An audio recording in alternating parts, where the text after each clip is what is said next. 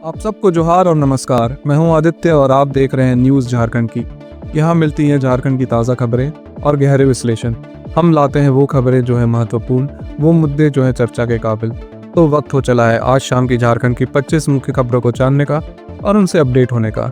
और इसके साथ अगर आप चैनल पर नए हैं तो कृपया सब्सक्राइब कर बेल आइकन प्रेस कर दें ताकि आप तक झारखंड की हर एक महत्वपूर्ण अपडेट पहुँचती रहे। तो चलिए शुरुआत करते हैं आज की पहली मुख्य खबर से। रांची में बर्ड फ्लू को लेकर अलर्ट जारी। एवियन इन्फ्लुएंजा H5N1 संक्रमण की पुष्टि के बाद 150 से ज्यादा मुर्गियों और 1 दर्जन बटेरों की मौत। केंद्र सरकार ने झारखंड सरकार को दी सख्त रोकथाम के निर्देश। संक्रमित क्षेत्र घोषित कर 10 किलोमीटर तक सतर्कता बरतने की सलाह।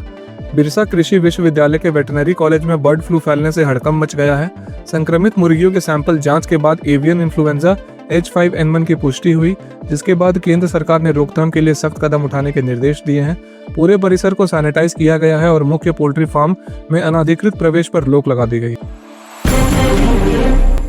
झारखंड एकेडमिक काउंसिल जैक ने 11 फरवरी 2025 से मैट्रिक और इंटर की परीक्षाएं तय समय पर कराने की घोषणा की। 7.83 लाख छात्र होंगे शामिल। स्कूलों को एडमिट कार्ड वितरण का निर्देश। बिना प्रवेश पत्र परीक्षा में बैठने की अनुमति नहीं।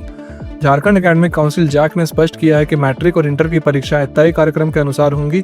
सभी स्कूलों को निर्देश दिया गया है कि वे छात्रों को 11 फरवरी से पहले एडमिट कार्ड वितरित करें, क्योंकि बिना प्रवेश पत्र परीक्षा देने की अनुमति नहीं होगी। वित्त रहित संघर्ष मोर्चा ने एडमिट कार्ड में त्रुटि सुधार की प्रक्रिया आसान बनाने की मांग की है। रामगढ़ जिले के चुट्टूपालू घाटी में भीषण सड़क हादसा। पहले ट्रक पलटने से वन वे जाम, फिर तेज रफ्तार कार टैंकर में घुसी। चालक की मौके पर दर्दनाक मौत। पुलिस और NHAI रेस्क्यू टीम ने घंटों की मशक्कत के बाद सड़क से मलबा हटाया और यातायात सुचारू किया। रामगढ़ जिले के चुट्टूपालू घाटी में शुक्रवार को 2 बड़े सड़क हादसे हुए। पहले चाईबासा से दिल्ली जा रहा पाइप लदा ट्रक पलटने से वन वे सड़क जाम हो गया। इसी दौरान तेज रफ्तार 4 पहिया वाहन आगे चल रहे टैंकर से टकरा गया, जिससे कार चालक की मौके पर ही मौत हो गई। पुलिस और NHAI रेस्क्यू टीम ने घंटों की मशक्कत के बाद जाम हटाकर यातायात बहाल किया।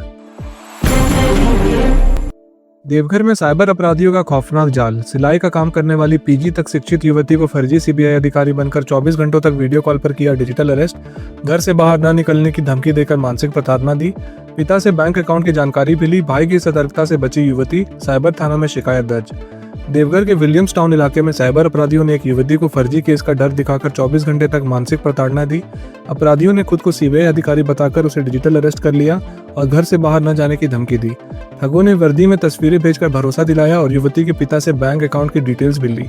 घबराई युवती ने जब भाई को जानकारी दी तो सच्चाई सामने आई और साइबर थाना में शिकायत दर्ज कराई गई। झारखंड में मौसम ने बदला मिजाज। न्यूनतम तापमान में अचानक गिरावट से बढ़ी ठंड। चतरा में 6.6 डिग्री और रांची में 12.4 डिग्री सेल्सियस दर्ज। 10 फरवरी से बादल छाने और तापमान बढ़ने की संभावना। फिलहाल उत्तर पश्चिमी हवाओं का असर जारी। झारखंड में बीते 24 घंटों में तापमान में भारी गिरावट दर्ज की गई है, जिससे राज्य के कई हिस्सों में ठंड महसूस की जा रही है। चतरा में सबसे कम 6.6 डिग्री सेल्सियस और सरायकेला में सबसे अधिक 34.4 डिग्री सेल्सियस तापमान दर्ज किया गया। रांची का तापमान भी गिरकर 12.4 डिग्री सेल्सियस पहुंच गया है। मौसम विभाग के अनुसार 10 फरवरी से बादल छाने लगेंगे और इसके बाद तापमान फिर बढ़ने लगेगा। गोड्डा में रांची के बिरसा उद्यान के बाद दूसरा सबसे बड़ा ओपन तितली पार्क बन रहा। 120 से अधिक प्रजातियों की तितलियां उड़ेंगी। तितलियों के संरक्षण, अध्ययन और पर्यावरणीय जागरूकता के लिए होगा विशेष केंद्र। 2 करोड़ की लागत से बनेगा nature interpretation centre, lab, cafeteria और फॉरेस्ट लाइब्रेरी भी होगा आकर्षण। गोड्डा में देश के प्रसिद्ध तितली विशेषज्ञ डॉक्टर अर्जुन बसु की देखरेख में बन रहा यह तितली पार्क, जहां ब्लू पैंसी, मालाबार बैंडेड मोर, तमिल योमन जैसी दुर्लभ तितलियां दिखेंगी। पार्क में तितलियों के लिए विशेष पौधे, प्रजनन नर्सरी और तालाब बनाए जा रहे हैं। पर्यटकों के लिए LED और साउंड इन्फोटेक से भरा आकर्षक नेचर इंटरप्रिटेशन सेंटर भी होगा, जिसमें वे तितलियों की दुनिया में खुद को महसूस कर सकेंगे। जमशेदपुर में झारखंड के शिक्षा मंत्री रामदास सोरेन की अध्यक्षता में कोल्हान प्रमंडलीय शिक्षा बैठक आयोजित। आगामी मैट्रिक इंटर परीक्षा की तैयारी, शिक्षकों की नियुक्ति, विद्यालयों की आधारभूत संरचना, पोशाक पुस्तक वितरण, आवासीय विद्यालयों और आदर्श विद्यालय योजना पर विस्तृत चर्चा।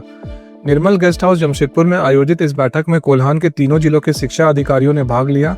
मंत्री रामदास सोरेन ने शिक्षकों की पद स्थापना, विद्यालयों की मूलभूत सुविधा, नेताजी सुभाष चंद्र बोस आवासीय विद्यालयों की स्थिति और JCERT भवनों की स्थिति पर जानकारी मांगी।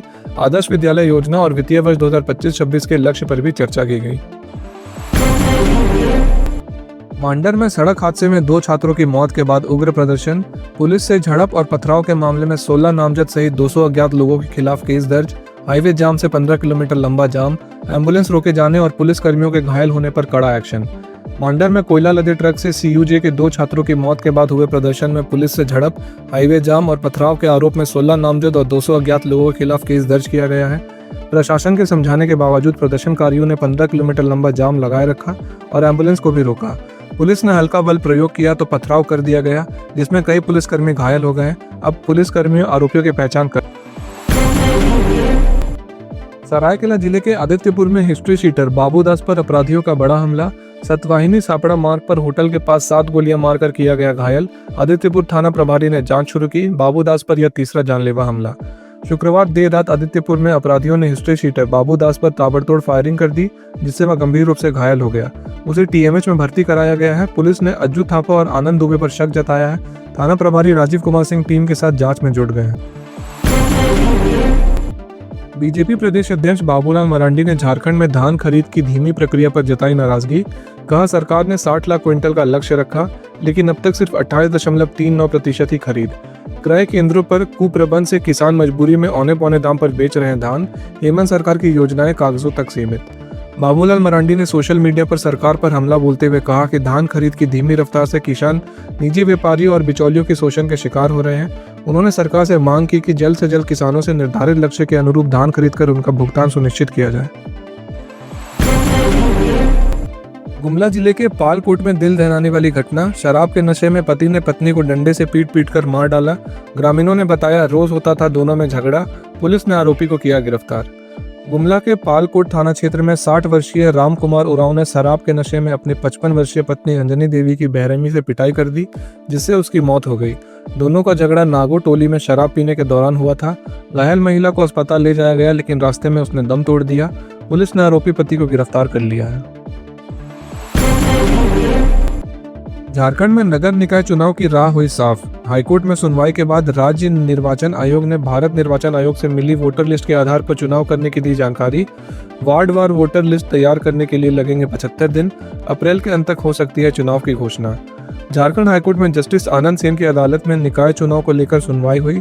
इसमें भारत निर्वाचन आयोग ने बताया कि अपडेटेड वोटर लिस्ट राज्य निर्वाचन आयोग को सौंप दी गई है। इसके आधार पर चुनाव कराए जाएंगे। कोर्ट के निर्देशानुसार राज्य निर्वाचन आयोग अब वार्डवार वोटर लिस्ट तैयार करेगा, जिसमें 75 दिन लगेंगे। निकाय चुनाव की घोषणा अप्रैल के अंत तक होने की संभावना। झारखंड में पुरोहितों के नवीनीकरण और विकास को गति देने के लिए 2 दिवसीय कार्यक्रम का सफल समापन। रांची, सिमडेगा, गुमला, डाल्टनगंज, खूंटी और दुमका के 76 पुरोहितों ने लिया हिस्सा। पुरोहितीय पहचान और उनकी भूमिका को सुदृढ़ करने पर हुआ विचार विमर्श। रांची के VSCR और CDPI द्वारा आयोजित 2 दिवसीय पुरोहित नवीनीकरण कार्यक्रम का समापन हो गया। इसमें झारखंड के 6 धर्म प्रांतों के 76 पुरोहितों ने भाग लिया। कार्यक्रम में पुरोहितों की जिम्मेदारियों और विश्वासियों के साथ संबंधों को सशक्त बनाने पर चर्चा हुई। झारखंड की अदालतों में पिछले 10 वर्षों में 3.36 लाख केस दर्ज, 2.56 लाख मामलों का निपटारा। अब भी 89,881 केस लंबित। सिविल और क्रिमिनल मामलों की संख्या में साल दर साल इजाफा। झारखंड में 1 जनवरी 2016 से 7 फरवरी 2025 तक 3,36,624 केस दर्ज हुए, जिनमें से 2,56,743 मामलों का निपटारा किया जा चुका है, जबकि 89,881 केस अभी भी अदालतों में लंबित हैं। इनमें से 78,927 सिविल मामलों में 43,962 का निपटारा हुआ और 34,965 पर सुनवाई जारी है। वहीं 2,57,697 क्रिमिनल केस दर्ज हुए, जिनमें से 2,12,781 निपटाए जा चुके हैं, जबकि 44,916 अभी भी लंबित है। केसों की संख्या में लगातार बढ़ रही है। 2022 में 42,452, 2023 में 41,962 और 2024 में 39,861 नए केस दर्ज हुए।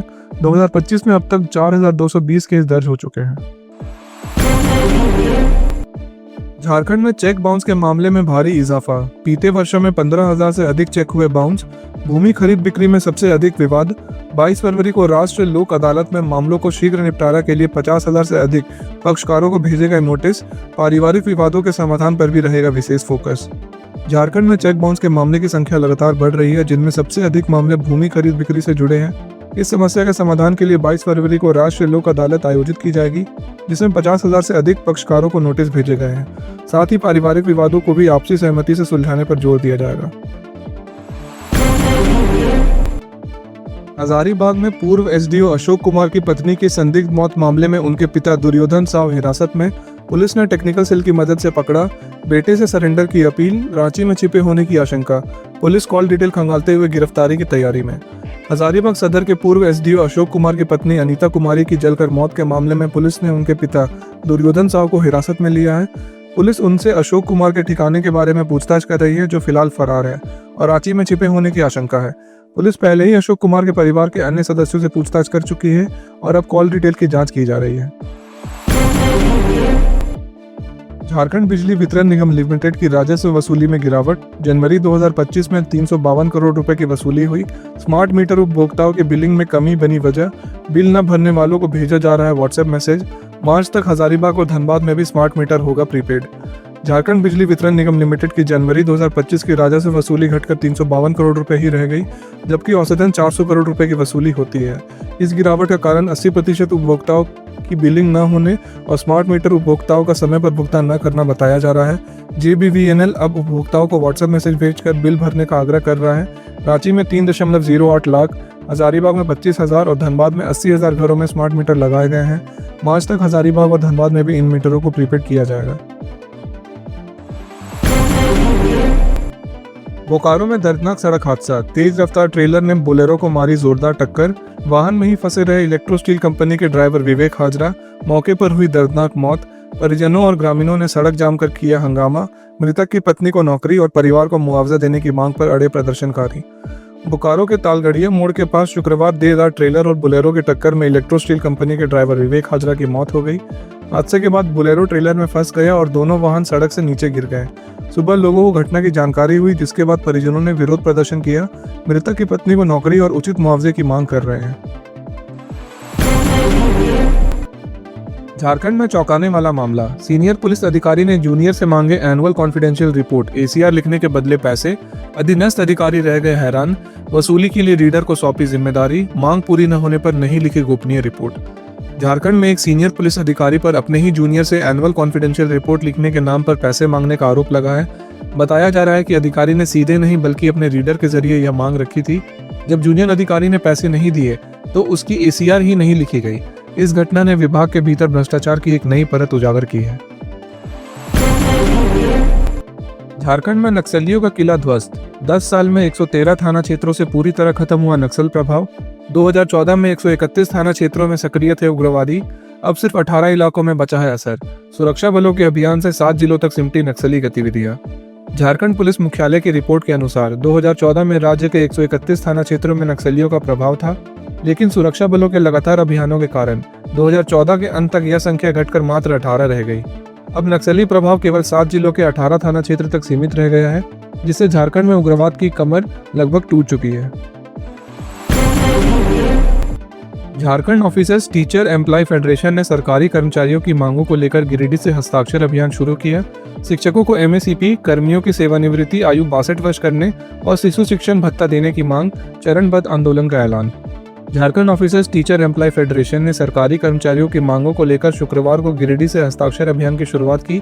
संगठन के अध्यक्ष विक्रांत सिंह ने कहा कि यह अभियान पूरे राज्य में चलाया जाएगा और मुख्यमंत्री को ज्ञापन सौंपा जाएगा।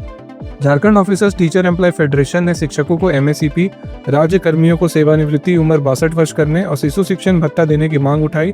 संगठन ने 5 चरणों में आंदोलन की रूपरेखा तैयार की है, जिसमें 7 से 28 फरवरी तक राज्य भर में हस्ताक्षर अभियान और अगले चरण में ज्ञापन सौंपने की योजना है। पश्चिम सिंहभूम में प्रधानमंत्री TB मुक्त भारत अभियान के तहत रेलवे और स्वास्थ्य विभाग का संयुक्त वॉकथॉन। स्कूली बच्चों ने तख्तियों और नुक्कड़ नाटक के जरिए दिया जागरूकता संदेश। 24 मार्च तक चलेगा विशेष अभियान। पश्चिम सिंहभूम में शनिवार को प्रधानमंत्री TB मुक्त भारत अभियान के तहत रेलवे प्रशासन और जिला स्वास्थ्य विभाग के संयुक्त प्रयास से वॉकथॉन आयोजित किया गया।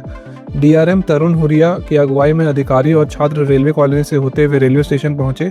स्कूली बच्चों ने TB हारेगा देश जीतेगा जैसे नारे वाली तख्तियां लेकर जागरूकता फैलाई। वहीं भारत स्काउट एंड गाइड के छात्रों के नुक्कड़ नाटक प्रस्तुति किया गया। यह अभियान 24 मार्च तक चलेगा, जिसमें 100 दिनों तक विभिन्न जागरूकता कार्यक्रम होंगे। सरायकेला में जिला शिक्षा पदाधिकारी पर शिक्षकों की सर्विस बुक में बैक डेट में साइन कराने पर गंभीर आरोप। दबाव बनाने पर प्रभारी प्रधानाध्यापक अंबिका प्रधान बेहोश। TEO ने आरोपों को किया खारिज। सरायकेला के NR+2 स्कूल में शुक्रवार को डीईओ संतोष कुमार गुप्ता और प्रभारी प्रधानाध्यापक अंबिका प्रधान के बीच सर्विस बुक पर बैकडेट के हस्ताक्षर को लेकर विवाद हो गया। डीईओ के दबाव से प्रधानाध्यापक अंबिका प्रधान बेहोश हो गई। शिक्षकों ने उन्हें पानी के छींटे मारकर होश में लाया। अंबिका प्रधान का आरोप है कि डीईओ बिना आदेश बैकडेट में साइन कराने का दबाव बना रहे थे, जबकि डीईओ ने आरोप से इनकार किया। घटना के बाद शिक्षकों में भारी नाराजगी है। अडानी समूह के चेयरमैन गौतम अडानी के बेटे जीत अडानी दिवा शाह संग विवाह बंधन में बंधे। अहमदाबाद में सादगी भरे समारोह में संपन्न हुई शादी। गौतम अडानी ने खुशी के मौके पर किया 10,000 करोड़ रुपए का दान का ऐलान। स्वास्थ्य, शिक्षा और कौशल विभाग के बुनियादी ढांचे को मिलेगा लाभ। गौतम अडानी के छोटे बेटे जीत अडानी ने दिवा शाह से अहमदाबाद के शांतिग्राम टाउनशिप के पारंपरिक गुजराती रीति रिवाज से शादी कर ली। इस खास मौके पर गौतम अडानी ने 10,000 करोड़ रुपए सामाजिक कार्यों के लिए दान देने की घोषणा की। उन्होंने शादी की तस्वीरें साझा कर लोगों से आशीर्वाद मांगा और कम लोगों को आमंत्रित करने के लिए माफी भी मांगी। कोल इंडिया मैराथन रांची की तैयारियां पूरी। 9 फरवरी को 10,000 से अधिक धावक मोराबादी स्टेडियम में लेंगे भाग। 42 किलोमीटर फुल मैराथन समेत 4 श्रेणियों में होगी दौड़। 35.1 लाख की इनामी राशि तय। दिग्गज मुक्केबाज मैरी कॉम रहेंगे विशेष अतिथि। रांची में पहली बार कोल इंडिया मैराथन का आयोजन 9 फरवरी को सुबह 5 बजे मोराबादी स्टेडियम से होगा, जिसमें देश भर के 24 राज्यों से धावक हिस्सा लेंगे। 5 kilometre, 10 kilometre, half marathon 21 kilometre और फुल मैराथन 42 किलोमीटर श्रेणियों में प्रतियोगिता होगी। विजेताओं को 35.1 लाख की इनामी राशि दी जाएगी। दिग्गज मुक्केबाज मैरी कॉम, कोल इंडिया के अध्यक्ष PM प्रसाद, CCL के CMD नीलेंदु कुमार समेत कई अधिकारी इस ऐतिहासिक आयोजन में शामिल होंगे। तो ये थी आज शाम की झारखंड की 25 मुख्य खबरें। ऐसे ही झारखंड की मुख्य खबरों को जानते रहने के लिए हमारे चैनल को सब्सक्राइब कर बेल आइकन प्रेस कर दें। मिलते हैं कल सुबह 5 बजे। धन्यवाद।